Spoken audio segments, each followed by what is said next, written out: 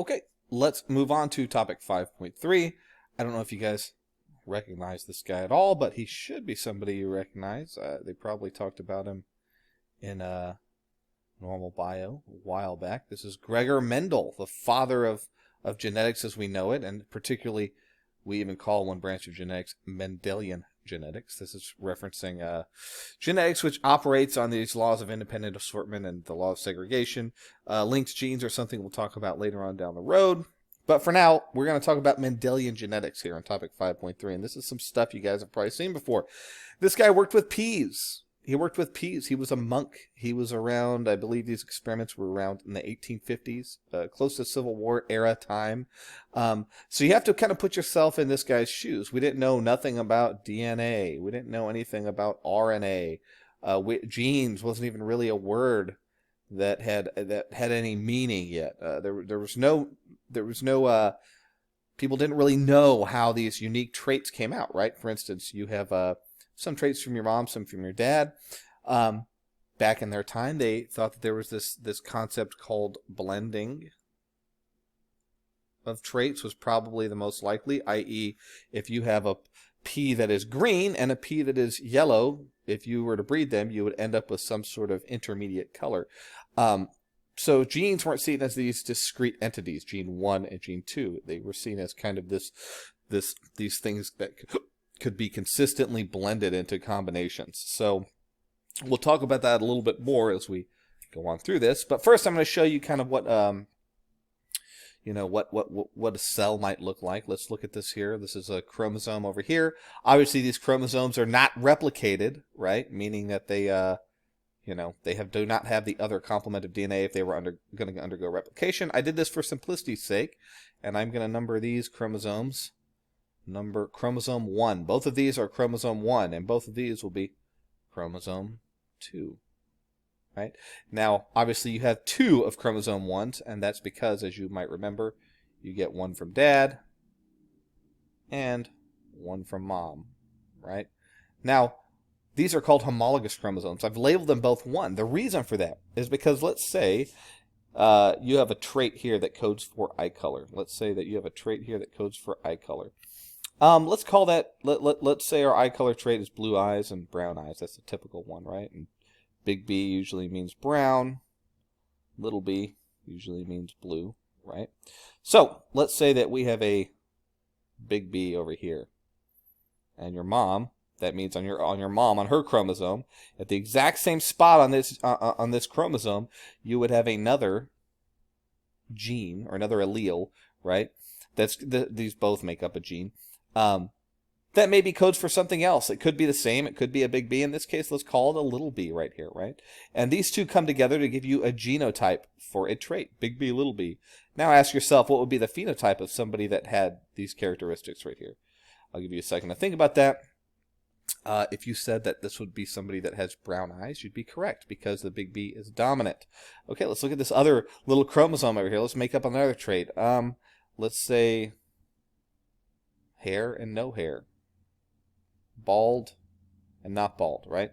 Let's say this mom's version of this trait has the, let's use A's. How about A's? A is hair and little a is bald. Doesn't matter what letter you use, but that's what we're going to use here. So let's say that mom has a little a over here. Dad also at this same spot has little a. What would be the genotype for hair? You should say AA is the genotype. Now, what would the phenotype for that be? Well, since A is a recessive trait and you only have A's, you should say that this person here, if you were to put these two genotypes together, would be a brown-eyed, bald person. Brown eyes and bald, right? I go through this process just to show you what's going to happen in the process of meiosis. So let's say meiosis occurs, and let's just look at one of those cells for meiosis. Keep in mind there's 3 other cells that were probably made. And let's take a look at the one that ultimately ended up getting made. And let's say this is the mother, right? So you can probably guess what's going to happen here. Let's go ahead and look at our genetically unique cell over here, and we'll say that this side corresponds with over here. Did we get this little b trait? It looks like it. We have a little b here. And, of course, we only had A's up here. Let's say that this portion up here is where it tells us whether it's A's, whether we're bald or with hair.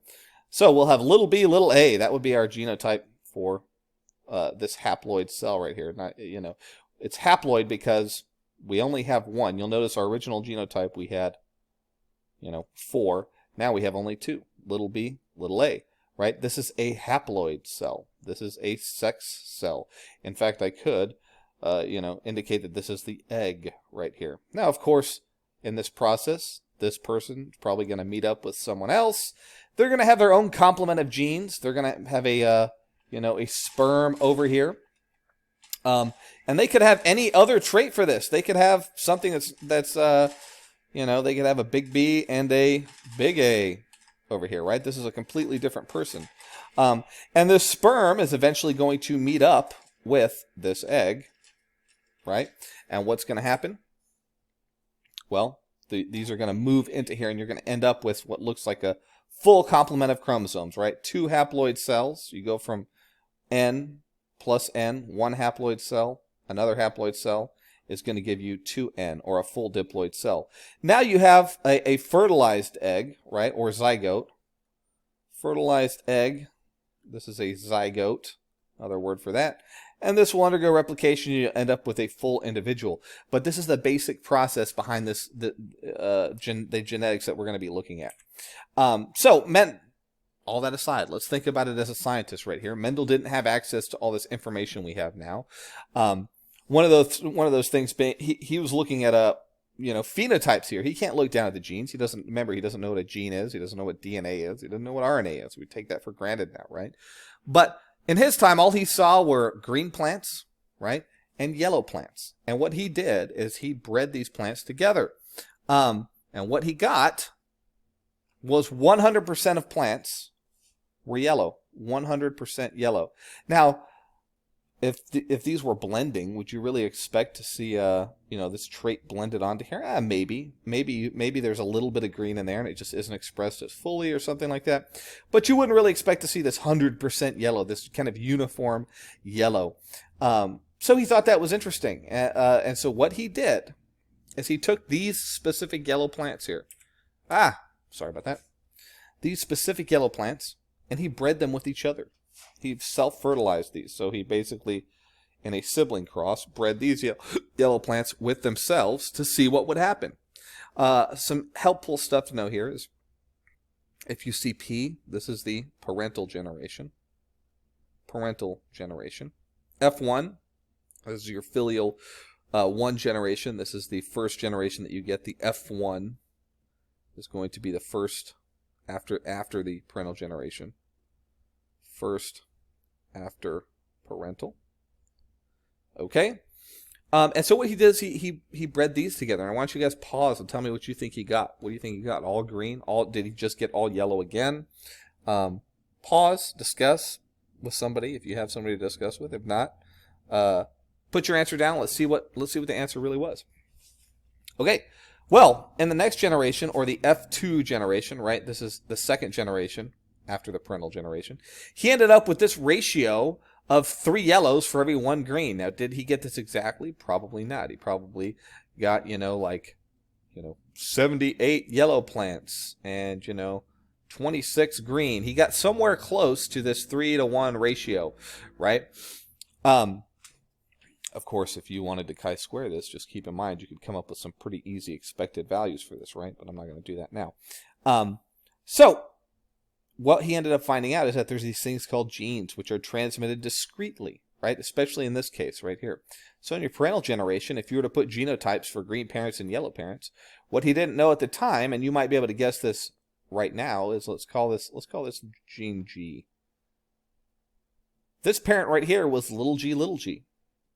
This yellow parent was big G, right? That means yellow is kind of the dominant trait here, right? And you can tell probably if you were to breed these together, you would only get one specific genotype, right? Because both parents can only give up one of these letters, right? This parent over here is going to give up a little g. This parent over here is going to give up a big G. So you end up with this genotype all in this generation, this F1 generation of big G, little g, right?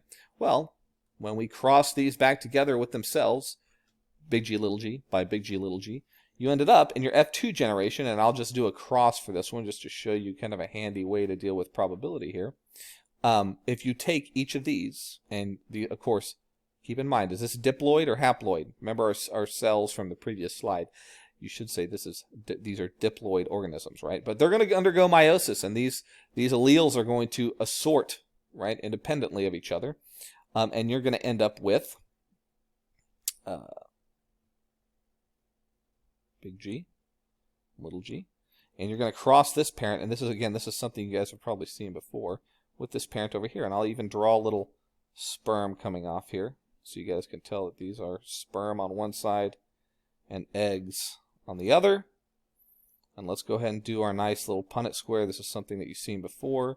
You guys are probably pretty good with these. Big G, big G, big G, little g, big G, little g, little g, little g. And all I'm doing is taking these letters and kind of transposing them across. So little g would go here and here, little g would go here and here. This big G would go all the way down, this G would go all the way across, and you end up with these specific genotypes, right? Well, if you'll notice, this kind of makes sense, right? 1/4, if we were to go back and call only our recessives green, right, that would be this square right here. And that is what? 1 out of 4 are green. 3 out of 4, if you'll notice, are yellow. 3 out of 4 of these are yellow. So that kind of fits what Mendel thought, and that ended up being how, he, of course, again, pretty amazing. Didn't know about DNA, genes, anything like that. But this is the conclusion he ended up coming to, right?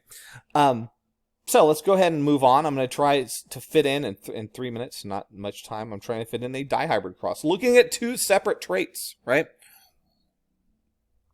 So this first P, you have big A, big A, big B, big B, little a, and little b. You can. I want you to take a moment and see if you can guess what is the offspring of this going to look like. Okay, you should have come back, and I hope you came up with something close to this. You know that this yellow one's going to give up a big A, and you know it's also going to give up in this parental generation a little a, right? So you should end up with big A, little a. You know this. You're going to get a big B from this parent and a little b from this parent, so you should get big B, little b. This is a good time to point out a couple of other words we need to remember. I don't know if you guys remember these or not, but homozygous, right? Which of these are homozygous? Remember, homo, same. These are both homozygous organisms, right? This one here is heterozygous. Hetero, different, right? Heterozygous. Over here. Big A, little a, big B, little b. So, keep that in mind. I'm going to erase this stuff so I have plenty of room. Now, we have our F1 generation, right? Parental generation, F1 generation. And then we self-pollinate these. Keep in mind, we self-pollinate these, and let's see what happens. And the best way I can tell you to do this is to use something called the FOIL method. FOIL. You guys probably remember this. F is first. Probably seen this in math. Outside is O. I is inside.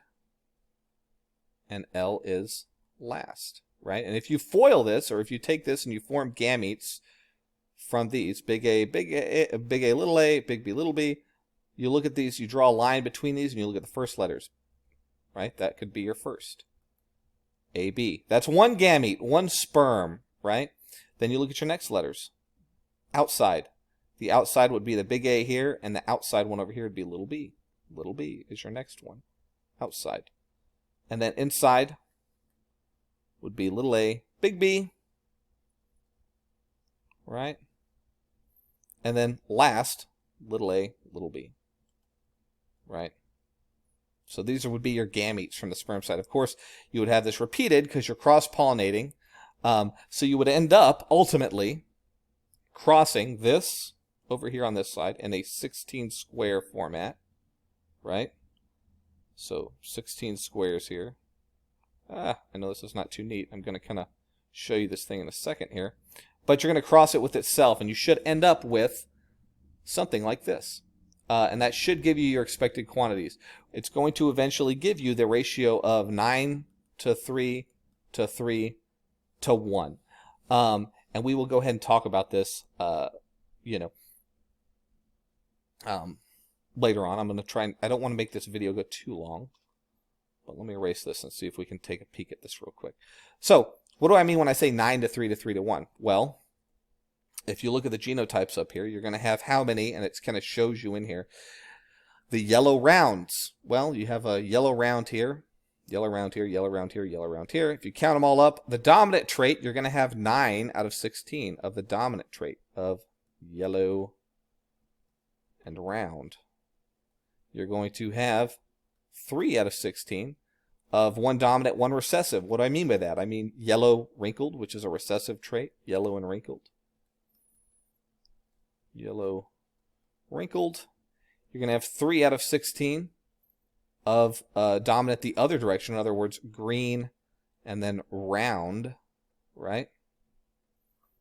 1, 2, 3. We have 3 of those, 3 out of 16. And you're going to have 1 out of 16 of the rare double recessive, right?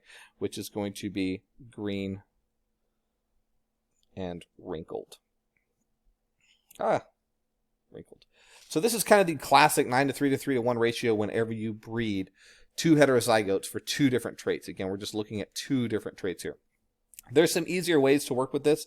And if you check in with me via Google Meets or Hangout Meets, I can go over with some of those with you as far as like looking at these from a probability perspective.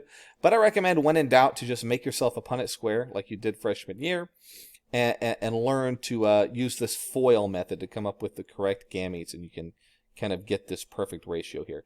Now keep in mind, you won't always be breeding 2 heterozygotes like this. That's the benefit of using this FOIL method, is you might have 2 different parents. Often what's done is what's called a back cross, where you breed this with an all recessive, little a, little b, little b, to see what happens. So keep in mind, there's other ways to do this. Unfortunately, we don't have class time to go over this, but I can help you out in person via our video conferencing tools. So please get in touch with me, and I hope that helps with the work I've assigned you. Thank you.